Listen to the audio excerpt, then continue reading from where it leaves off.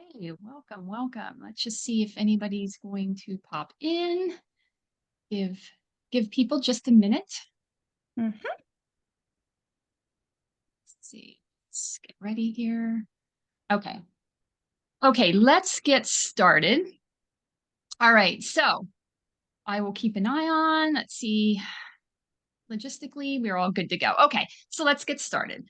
For those of you that don't know me, my name is Renay Roberts, and I'm a longevity coach, a hypnotherapist, and a specialist in sleep and stress management. So I harness the power of DNA testing to craft a tailored lifestyle strategy, leveraging your genetic blueprint to steer you away from chronic disease toward a vibrant and healthy life with longevity. So that's what I do.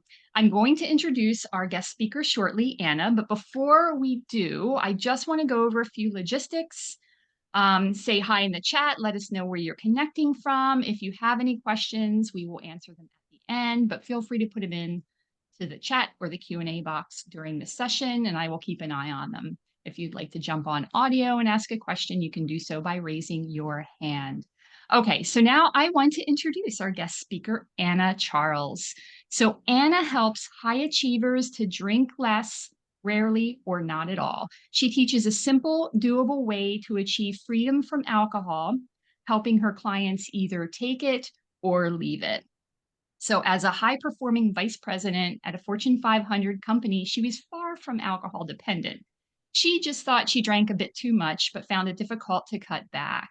So, Anna understands when her clients say that drinking is deeply ingrained in their lives and that nothing has worked and they doubt they can change. But she figured it out now and works with other high achievers to help them create their desired relationship with alcohol. And Anna is also the host of the 90 Days Later podcast. So, welcome, Anna. Thank you so much for joining me. I am so excited to have you here today and excited to talk about this topic of alcohol. So, Thanks, Renay. yeah, so I'm going to let you go ahead. I know you have slides prepared and everything ready. I'm going to collect questions and take it away. Tell us a little bit more about yourself, anything I missed, anything you want to discuss, go right ahead. I'm going to listen, sit back and listen, and I will keep an eye on the chat and Q&A box for you.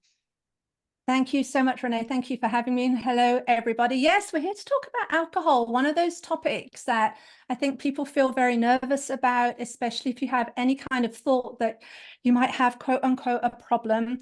And it's one of my missions in life just to dispel all of this and get it out in the open and tackle this. If we do have any issues around it, it is totally possible to change. So I am going to share my screen here. Oops, daisy.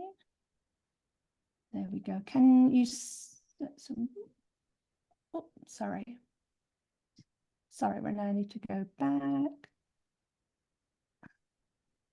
Yes, this is the thing about being all prepared.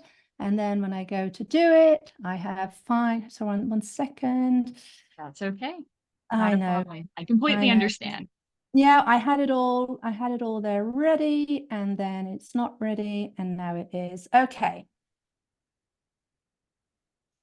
Open, open, open. Yes, not good. There we go. Here we are. Now we're finally sharing. Sorry about that, everybody. Oof, can you see that now, Renay? Yes, it looks like you are. Perfect. All right, there good. we go. Here we are. We're ready. Sorry about that. Yes, so Desire interrupted how to change the overdrinking habit. And what I want to offer to start with is whether this sounds familiar. This is the kind of thing that I hear people tell me all the time, right? I'm not an alcoholic. We kind of state that, but I regularly drink more than I want to. One of my favorites that I used to go around in circles with, I say yes to a drink when I really mean to say no. It was kind of like I had this other force going on where I wanted to have the drink, but I didn't want to have the drink, and I felt very conflicted. It's as if I'm drinking against my own will. Again, that sort of vibes on that same theme. And once I start, I have no off switch. It's kind of like we're in this all or nothing scenario here. And the way I start with is saying that none of this has to be true. if you are listening to this and you are concerned about your drinking, you might feel vehemently that some of this is true and this is just the way it is, and it doesn't have to be.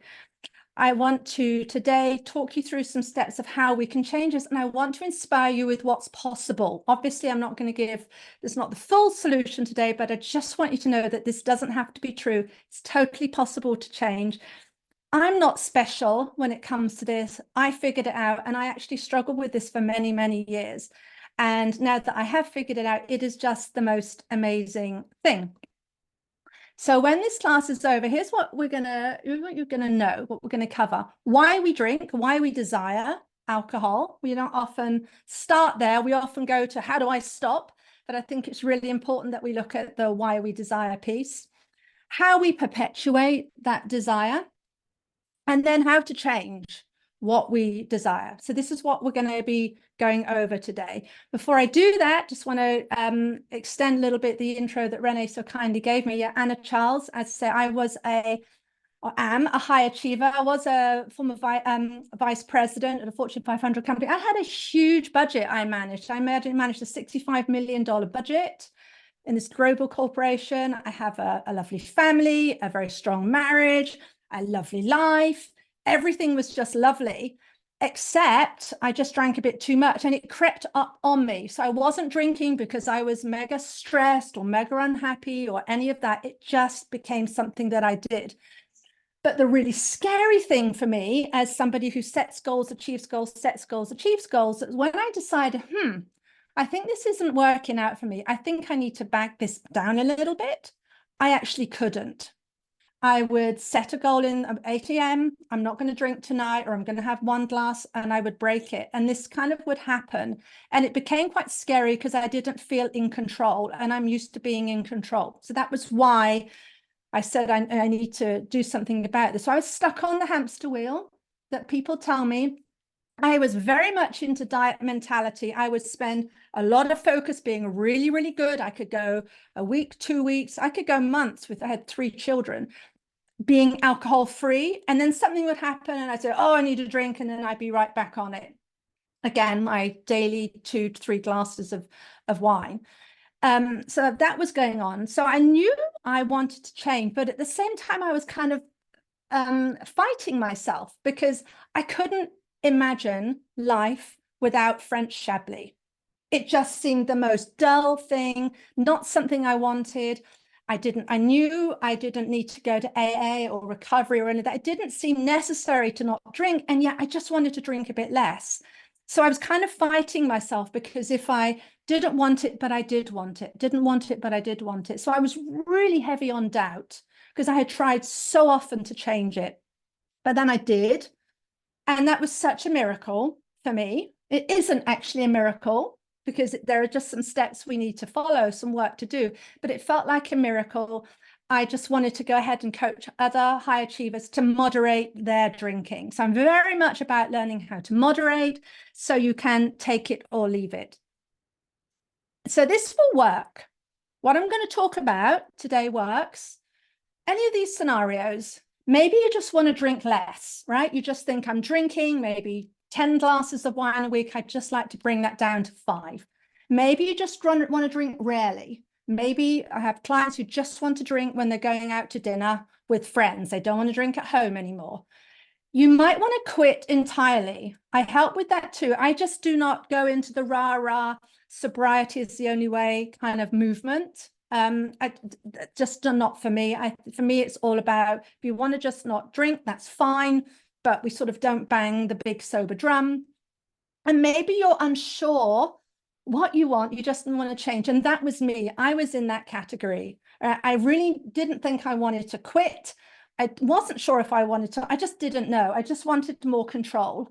And even to this day, I don't really drink at all now. I don't call myself sober. I will have a sip. I'll have a glass here or there. If somebody says this is the most amazing thing, you got to have this, Anna. But to the content of today's presentation, I actually don't want it anymore. That's the thing. That's my new base level. And because that comes to my desire, and that makes it easy to now have this new relationship with alcohol. So I'm going to cover this stuff today. And I will say that This works if you are somebody who you don't want to say you're powerless to the alcohol. So again, this is 180 from what AA teaches. I don't believe we don't have the power. This works if you're willing to feel discomfort along the way. This is simple. It's not always easy. There is discomfort, and it's about taking responsibility and being willing to take action and being willing to fail. Those are all the components of being successful, right? As we move towards it being possible to completely change your relationship with alcohol. But if you are not an action taker, don't want to take responsibility, and we have, blame, then you will find results lacking, let's say. And a message for anybody listening to this: if you are drinking to operate, if you were to stop drinking, you would go into withdrawal. You can learn good stuff today, but I would say please do not stop drinking without the medical advice of a doctor, as that can be dangerous. All right, so this is something I feel super passionate about. There are more than two types of drinker. In society, it is normalized that there are two types of drinker. There are the alcoholics, and then there's everybody who drinks normally, right? There's nothing in the middle. So no wonder, and this was me, if you think I drink a little bit too much, I find it hard to stop, but I've still got a kind of a normal life, I'm not drinking in the morning, we can feel a bit, what does that mean? And if we put our hand up to anybody in our family, friends who say, well, I think we have a problem here, you might feel that you're being pushed towards AA, or you're told, stop making such a fuss, you don't have a problem, you drink less than me, this is what we do to have fun. And yet you're sitting there thinking, but I'm not liking the results I'm getting in my life. And that might manifest itself by thinking perhaps you're drinking a little bit faster than other people. You might be out with people and thinking, is it too early, to call the waiter over to have a top up? Maybe you find it hard to stop once you've started. I hear that so commonly. That's such a big one. And you feel conflicted and a bit overwhelmed. And so, and again, when we reach out for help, we are told, that's it, all bets are off, you just got to stop drinking. And interestingly, one of the things I used to do back in the day was at 3 a.m. I remember doing this so frequently. I'd wake up from a bad night's sleep and I would Google, am I an alcoholic? I knew I wasn't, but I would be really concerned. How have I got this into this position again? And I actually did that. I redid that this afternoon. I haven't done it for a bit. And now there's this proliferation of quizzes that you can get on the internet from all sorts of organizations about reduction and harm reduction in alcohol. And so I filled in the quiz of Anna a few years ago, which is basically the profile of the people I work with. Drink more than 4 times a week, drink 2 to 3 glasses, haven't, caused major injury, I'm not drinking in the morning, but sort of profiled who I was. And this is what I was fed back. I have moderate alcohol use disorder. And I just want you to look at the words we're using here, right? I might have developed a drinking problem. It might be causing problems in my daily life. I'm for some kind of help, treatment, professional treatment, Alcoholics Anonymous. This might be the way I want to go. This is all very heavy. I want you to look this through and see how this is all about, you've got a problem, you've just got to stop. There's some big stuff going on here. And this is somebody who's highly achieving and has a completely fine life. Consider if you were to enter a quiz for maybe you want to improve your fitness. You think, I'm a bit flabby, I want to get out, want to move more. And then you fill in these things. How often do you exercise? What are your goals? You wouldn't, I'm guaranteed you wouldn't get a response back that talks about having to have treatment and having a problem and having to go to basically the equivalent of Alcoholics Anonymous. You might be fed some exercises or go to a gym or start slowly, right? It's very, very different. I did another similar quiz and I was given this one. Let's talk about contacting the American Society of Addiction Medicine. We're talking addiction. So all of this language is so heavy, and this is what keeps so many people stuck. And so if that is you, we don't need to worry about this stuff. This is all part of how society looks at it, and we don't have to, because there are more than 2 types of drinker. So why do we drink? What causes us to want to drink? It comes from desire, and desire is want. It is its simplest case. It is a form of longing. We can long and desire and want people, things, experiences, emotions, and we have the want because of a dopamine response in our brain, right? So we have a dopamine response, and I like to think of it as dopamine is how we feel pleasure. We are pleasure-seeking creatures as humans. It's how we are built. It's how we are programmed to survive. We get pleasure from all sorts of things. So right now, it's a pleasure to be on here working with Renay, talking to you lovely people. I'm sitting in a lovely office and I have some yellow tulips, and it just gives me a sense of pleasure to see them. Any kind of pleasure will trigger this dopamine response in us. It is a very normal. This is why we like to eat. We like to eat because if we didn't eat, we would die, and we are programmed to survive. And any kind of subtle dopamine response in us is going to trigger desire, right? And we're going to want more of that. So we get all of this natural pleasure from, again, looking at flowers and things like that. But as humans, we are very inventive, and we've sort of said, okay, pleasure is good, more pleasure is better, desire is good, over desire is better. And we have things like sugar and alcohol, which is, and when I think of alcohol, it's kind of like condensed, intensified pleasure in a glass, right? And that's our experience of it. And it's there purely to create this pleasure response in us, which is something, again, that we are naturally predisposed to. So if it is an intense pleasure, we're going to have build up intense desire to seek that pleasure, which is the first, I guess, lesson I want to talk about here, that this desire is learned. We do not innately have desire. We might come from a family where there's alcoholism in it, or we think we're more predisposed to drink. We might hang out with a group of heavy drinking friends. We might have all of these things. But essentially, the desire that we feel for alcohol is something that we learn. I remember looking back, learning this. It took me many years to actually like wine. I mean, it's funny to think about. I was kind of a very dedicated learner. I really didn't like it to start with. It tasted very vinegary. I didn't like it, but I kind of carried on trying to learn that. And I actually ended up teaching myself a little too well to like and desire the wine, to desire the alcohol.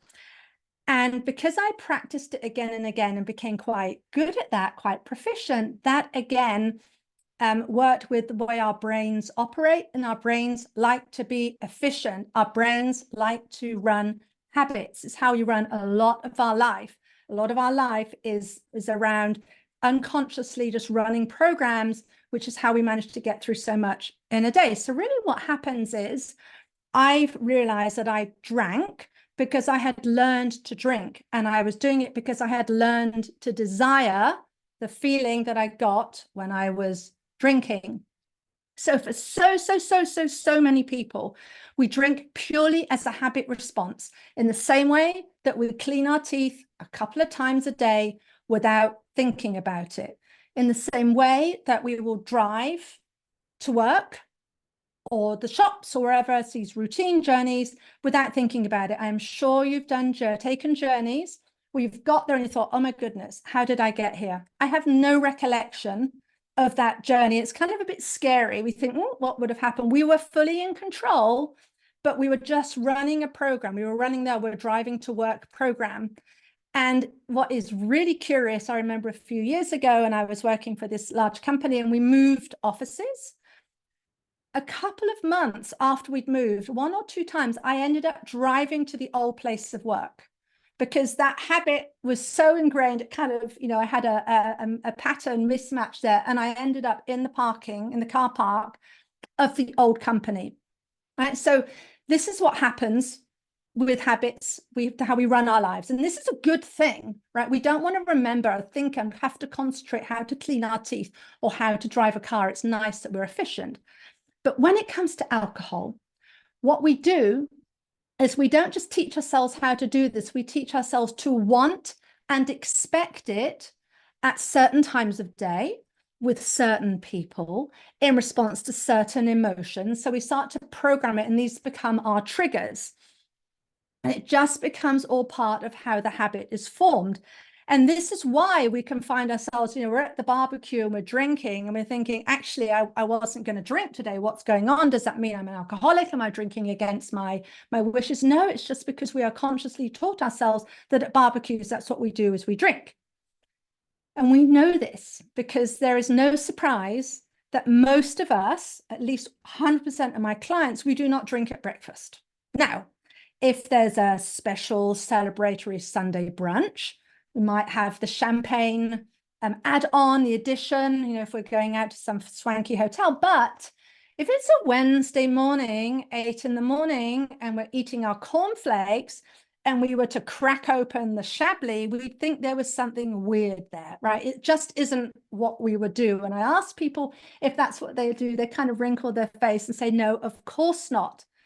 So this further exemplifies that we drink in response to these trigger points and these things that we have taught ourselves.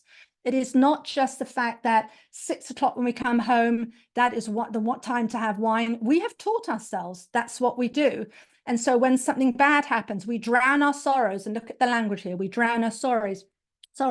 When we want to celebrate, we want to, woohoo, make the celebration bigger. I lived for years with a bottle of champagne in my fridge, ready to go, at the least sign of anything to celebrate. That was my brain just, we're ready. We can do this, because that was permissible. I had permitted myself that if there's good news, I can crack that open. So this is all about teaching ourselves to drink. So I want to talk about why that is. So there's 2 things that happen here. We teach ourselves through repetition, and then we perpetuate it through reward.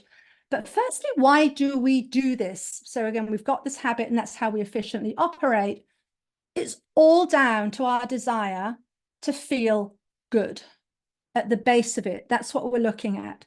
And if you think about, you can run this question to yourselves, how alcohol is tied to so much of our life, whether it is to take the edge off stress and anxiety, to have fun, to fit in, to not feel bored, to celebrate, to join the party, to feel more confident, and on and on and on. All of those reasons are we want to feel good.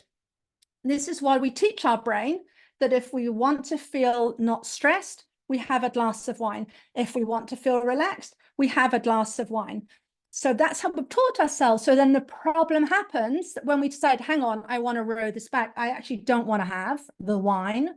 Our brain is saying, yeah, hang on, Anna, we still want to feel relaxed, right? You're going to be stressed when you come home. You still want to feel relaxed. How do we do that? And we freak out because there's that moment when we've got to say no. But it's just our brain saying we don't know how we're going to do this, because our desire to feel good is still there, even when we are taking away the drink, the mechanism that has enabled us to feel good.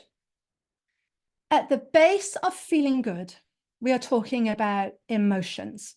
And when I work with people, one of 2 scenarios tends to come up.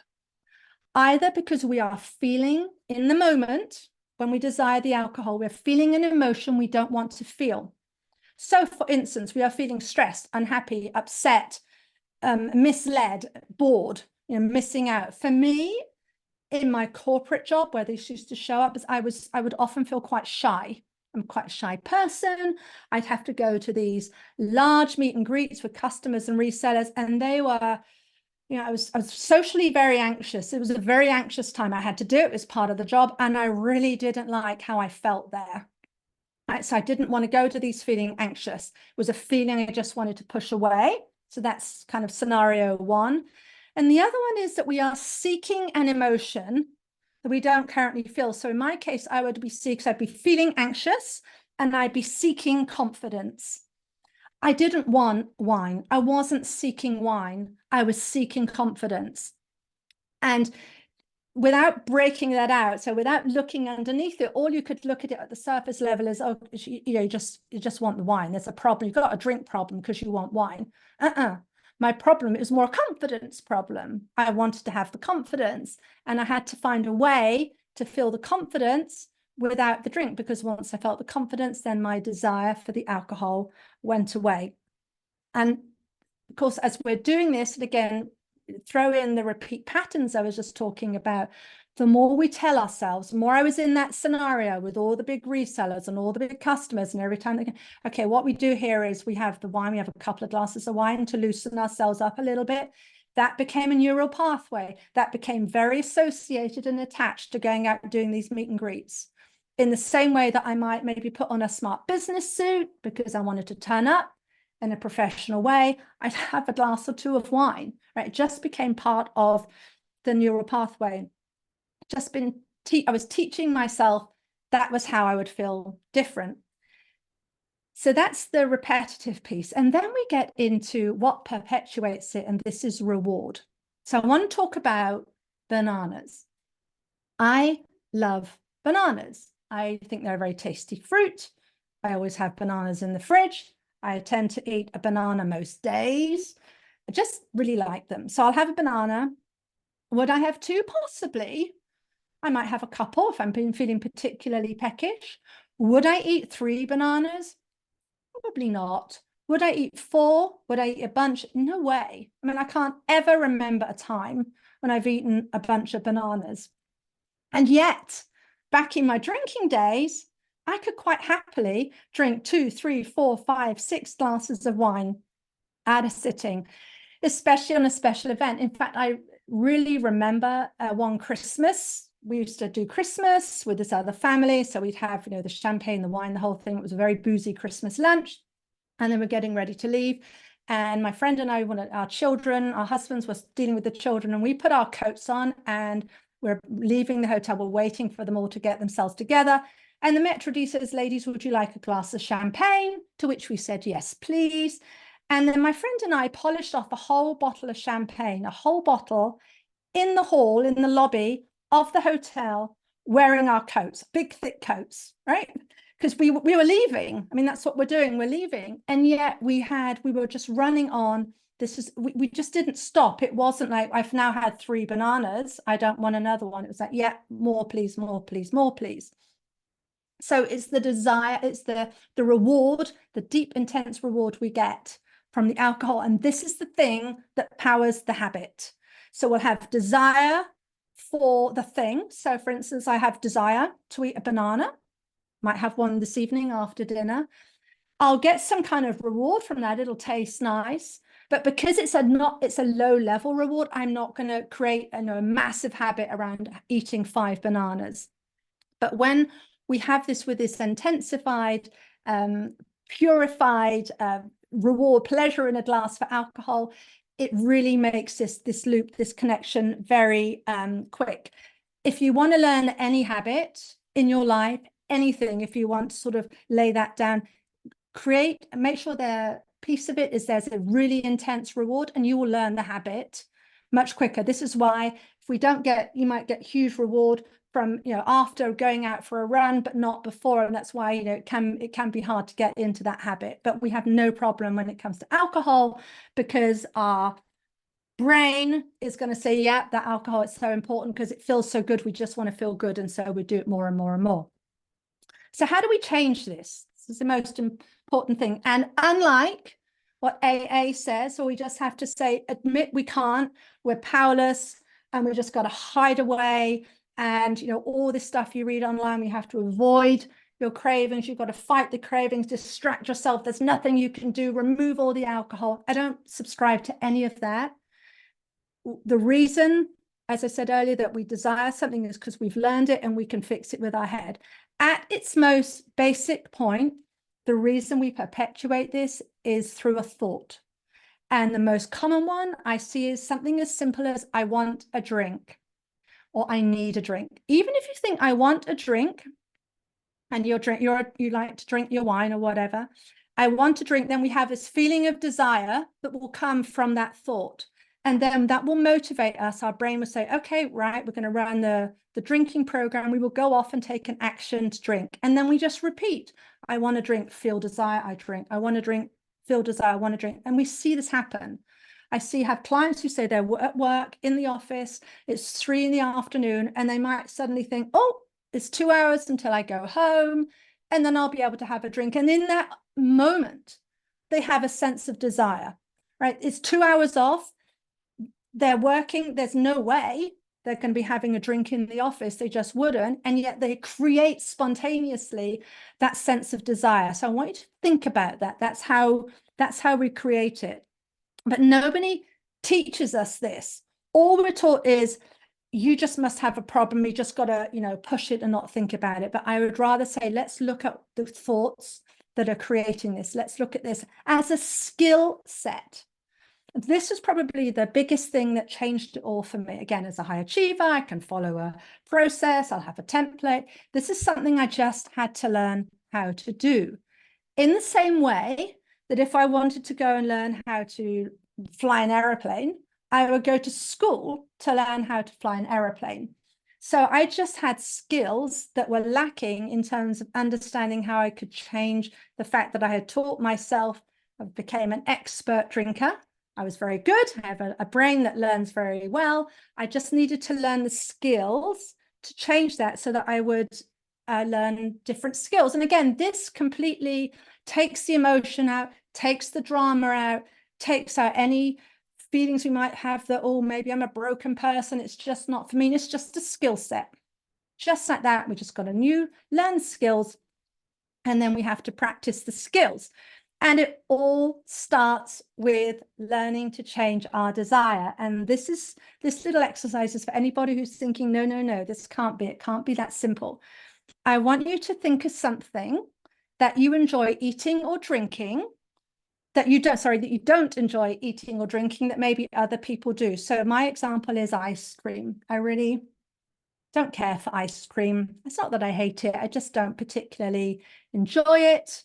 A lemon meringue ice cream I had once was kind of nice. Might have a scoop of that if it's on offer, but most of the time, I just don't want the ice cream. It is very easy for me to not eat the ice cream.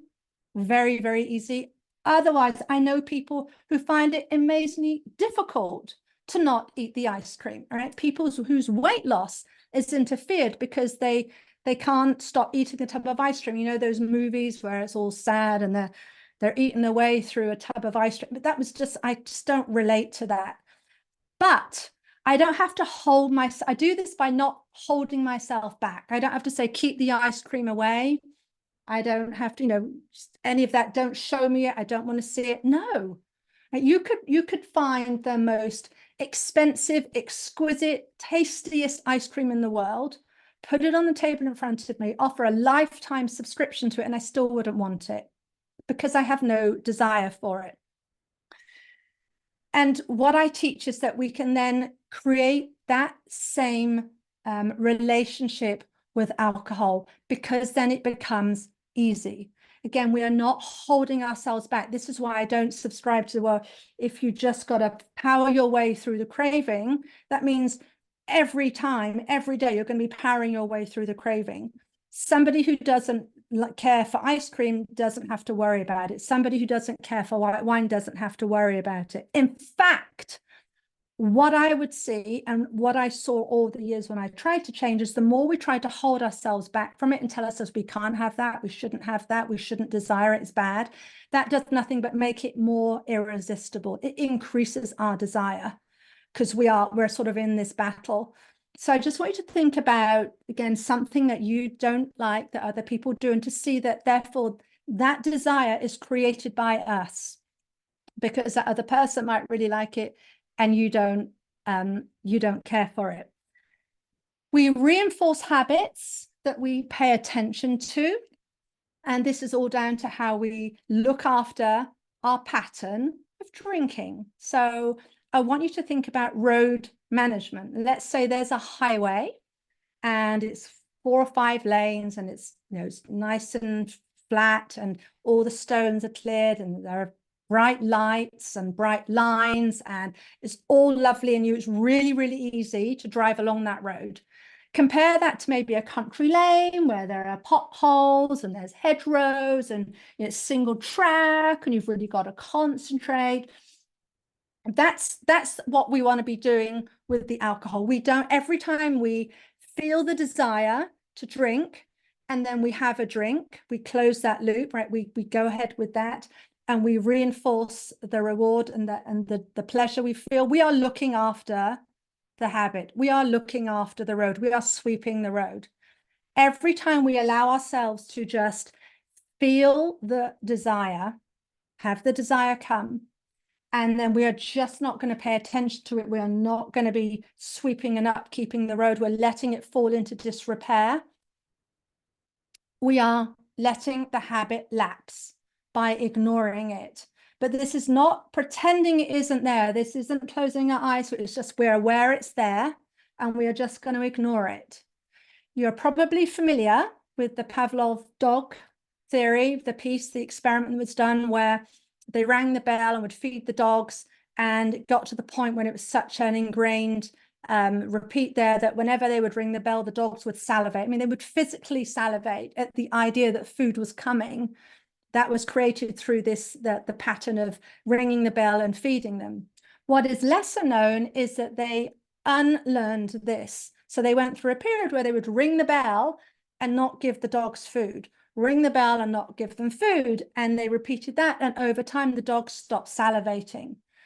The important thing here is that the desire, the trigger, it is all there, right? So we're ringing the bell to announce the food's coming, food's coming, food's coming, and we just don't deliver the food. And if we do this, if we just let it lapse, if we just allow it, recognize it, and just ignore it, this is how we break the loop, which is the most amazing thing. Now, the way we upkeep the road, the pattern, is through how we talk to ourselves. Here are some of the things that I hear all the time. I used to say, right? And I would have you take an inventory of what you're thinking. The wine is speaking to me. It's not fair. I can't drink. I can't wait till I'm off the clock. I just love the taste. You might tell me, you might swear blue blind that you love the taste. It's just who you are. You just do. You can't do anything about it. What I would offer is by telling yourself that again and again and again on repeat, again, you're looking after the road. Is that what you want to be doing? We can allow that thought to be there, and we can just say, okay, I'm deciding I'm just not going to go for that anymore, because I know that's just perpetuating my desire. Somebody who feels ambivalent towards wine is not going to go around saying, I just like the taste, even if they do, right? We might still believe it, but we don't have to say it. And instead, I want you to think about, what do you really want? So again, back to my example, where I was at the big conferences and I said, I really got to have the wine. I mean, I really want the wine because I thought that was what I wanted to get through. Actually, I wanted to feel confident. And so let's look at what is it that you are seeking and look at those triggers. So if we're thinking, okay, I'm going to have the wine because then I feel confident and then I go out and do it. What do I want to think instead?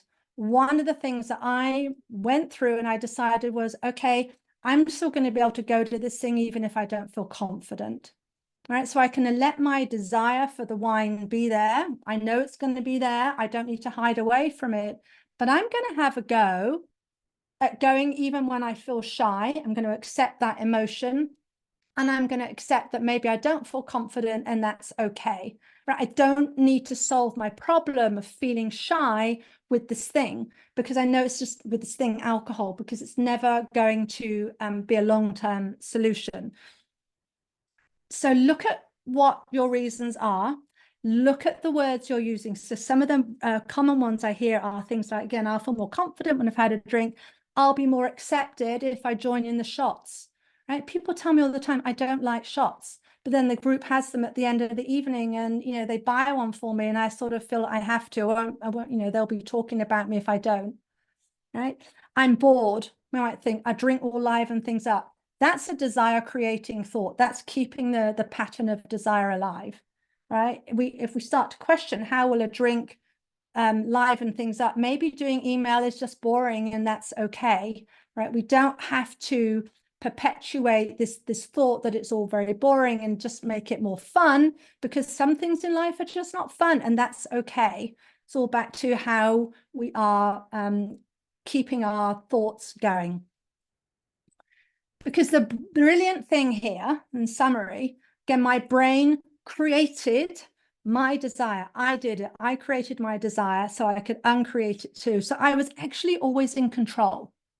And remember at the top of the presentation, I said the thing I had wanted was to feel in control. And when I learned actually I was in control, that changed everything.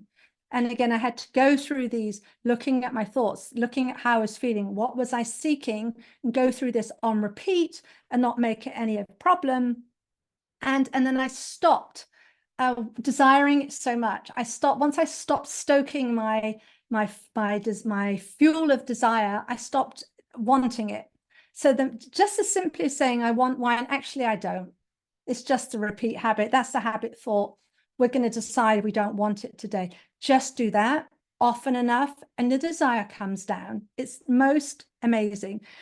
It wasn't smooth a journey. It didn't happen overnight. I failed many times. I got confused very many times.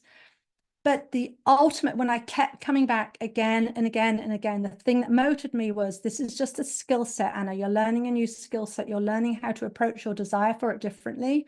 We are turning your desire for Chablis into the way you desire ice cream.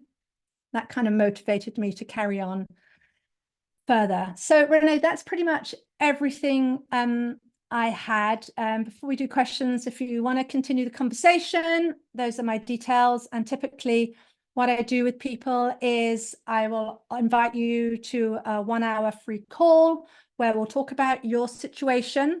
What are the things that are triggering you? How do you show up for this? What are you looking for?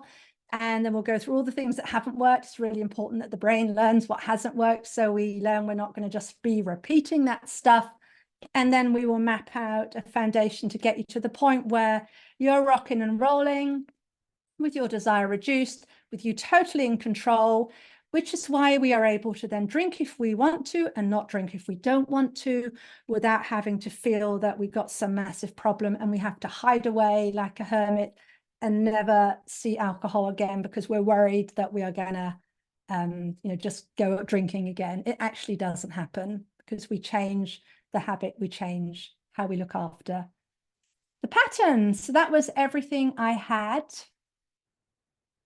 Thank you so much. That was so good. I loved it. I loved it. I had made a lot of comments during the presentation, but I see we do have a question from Chris. And he was, I don't know if you can see the question. I can't But see basically, basically he was saying it's captivating and certainly made him question why he can't just have one. But the question is, how long a journey is it until people generally feel in control of their alcohol desires? Okay, so mostly I work with people over 6 months. I find we can get it done in 6 months where we're at the point where we have reprogrammed. So we understand what's going on.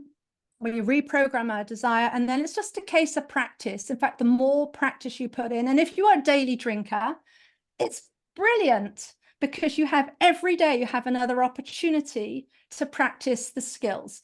And so we get to the point where we say, oh my goodness, I actually didn't realize. And we taper off gradually and we become that person who doesn't desire it and doesn't drink it without even knowing it, right? There isn't some line that we're going to cross. And then once we're over that threshold, it's a brand new life. We sort of, we get there without realizing it. And this thing about why I can't just have one, that's just a thought that we have. If we tell ourselves, I can't have just one, then we feel, for me, it feels very restrictive. And then we have to then fight it. And again, we feel bad. And if we're feeling bad, what do? We want to feel good. And the way we've taught ourselves to feel good is to have a drink. So this is how we get into that. If we just accept that if we're going to have one and we're going to feel deprived, because our habit is to always have 3 or 4 or whatever it is. And if we're going to have one, we're going to feel a bit deprived to start with, right? Because we've been ringing, that bell is ringing. I mean, come on, this is the time that we drink and we're just going to allow deprived, not going to make it a problem. And then we repeat and we repeat and we repeat. And that's how we do it. It's just a thought we have. It's totally possible, because if you think you need 4 and so you're going to have just the 1, and then something were to happen, let's say, I don't know, some president or something, somebody came in and said, right, I want to talk to you right away, I'm going to whisk you off and we're going to have it, you would stop all thought of having the second, the third, or the 4th drink, right? And so that's how that works. Awesome. Well, thank you, Chris. If you're good with that, let us know. I had some comments throughout. I just wanted to say your story that you told in the beginning kind of mimics my story as well. And for you, it was a confidence thing. For me, it was, I think, emotional. Like, I resonated with the emotions. Yeah. Normally, stress was it for Mhm. me. It's like, oh, I just need to I need to unwind. And how do I unwind? With a glass of wine or a beer, right? And Yeah. that's a habit for sure, because I find Yeah. I drink beer when I'm watching baseball, or when it's a nice day out and I want to sit on my deck, and that beer just is calling my name, just like you said. So I totally get that. Yeah. Yeah, So and it's funny actually. One of the moment, I think, when I said, okay, Anna, we just gotta do something here, was when I was cooking. I used to drink and cook. That was my thing. I'd love to have a couple of glasses of wine cooking. And I had laid all the ingredients out on the table from the fridge, including a fully poured glass of white wine. No kidding. And I'm like, how did that get there? And I looked, my husband wasn't in the house.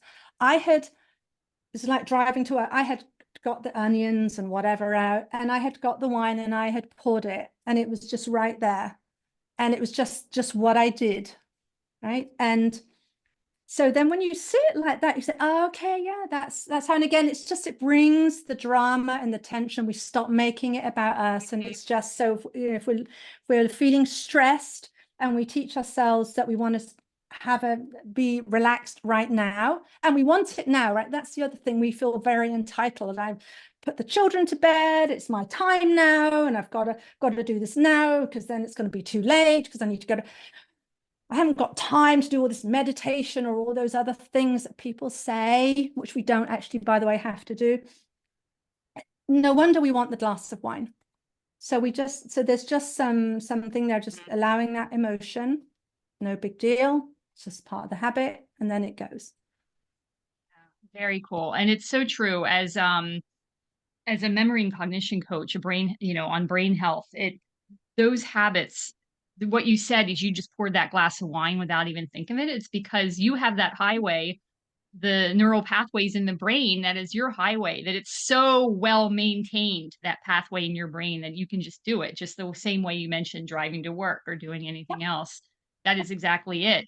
And so eventually, if that highway doesn't get used, it turns into it gets all dirty, potholy, and eventually during our sleep it'll go away, because the brain Mhm. clears out pathways that don't get used. So it's just a matter of trying to catch yourself. So I love that. I love that a lot. The Yeah. analogy. I love the ice cream, the banana analogies as well. I mean, just a really cool way to think about it, is like, yeah, there are things I don't like. And ice cream is I like ice cream, but I can take or leave it, to be honest. So I could easily not have it if it's in front of me. Um, but yeah, very cool. So let me see if there is anything else. I'm just looking at my notes to see. So you talked about, I again, I love the taste of wine. I'm one of those people. I like going to Yeah. wineries. I do those things as well. Yeah. But what I find too, as I get older, it's a little bit easier for me now, because I don't feel as well after I drink alcohol. Like, especially beer. I find beer is affecting me more now that I'm Mm-hmm. older. It's almost not worth it. It's like, I almost Mm-hmm. have to jump ahead and say, if I'm going to have more than one, I can have one beer and be okay. But if I have two, I'm not going to feel well. And Mm-hmm. I don't know if I And want to if we do can that. get to that, that's really great. Where it gets very confusing is when we know that. So, and this is why, again, we want to get at why we're drinking. Because, so look, I've got the hangover, I've got the embarrassment. I mean, I know I'm not going to sleep. I mean, I know all these things. and yet I still do it. This is what it's so confusing. Why am I then still doing this thing? And that's because, again, in the moment, those things don't matter.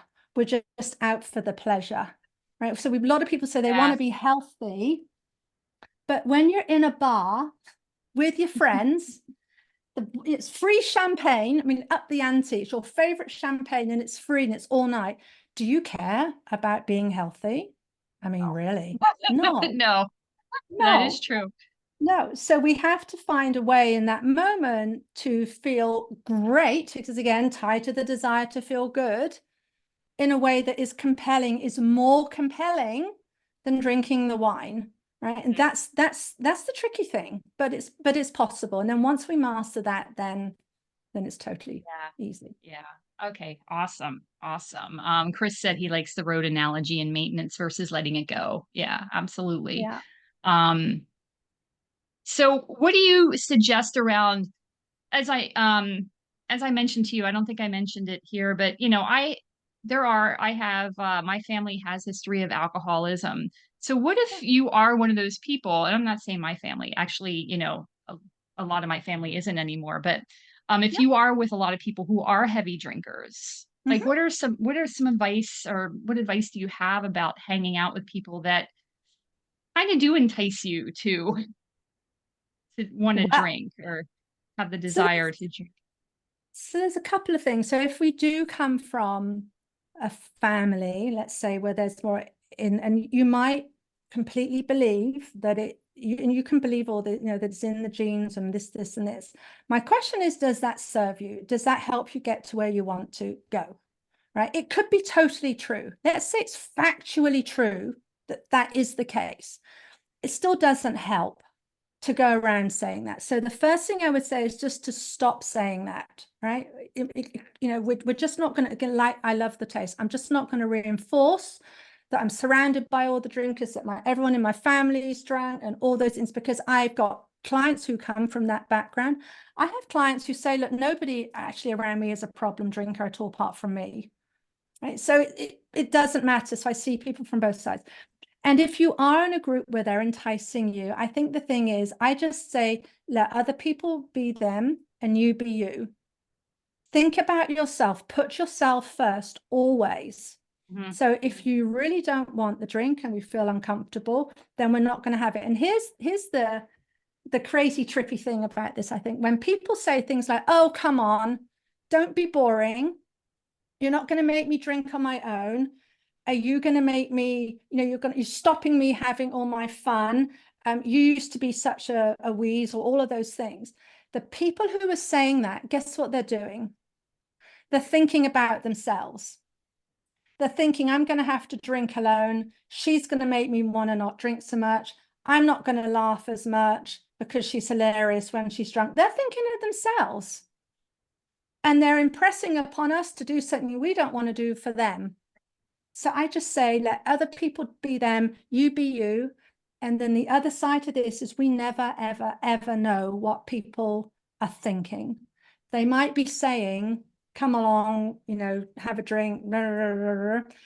We don't know what they're thinking, and it's none of our business. And so I say, just figure out what you want to say and then just stick with it. It is a weird thing about alcohol. It is the one drug substance, let's call it that, where we have to explain why we're not going to have it.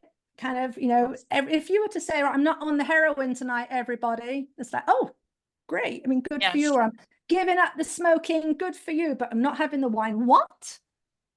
No, what is going wrong? So just let other people be them and you be you, and put yourself first, because they are. Yeah.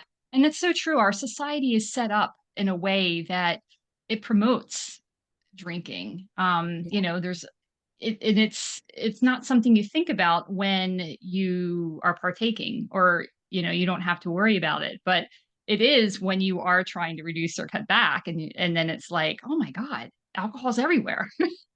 It's Right. And everywhere. I would get triggered. I mean, it's just so weird. I said I would get triggered and listen to my language there as if I was the one choosing to do this. There's this soap opera, this really cheesy TV series I like. And if they went to the pub to have wine, I'd think, oh, that's a good idea. I'll have some wine. right? And that's me, again, giving away responsibility to this. So I think we have, and this is why, again, I think trying to avoid it.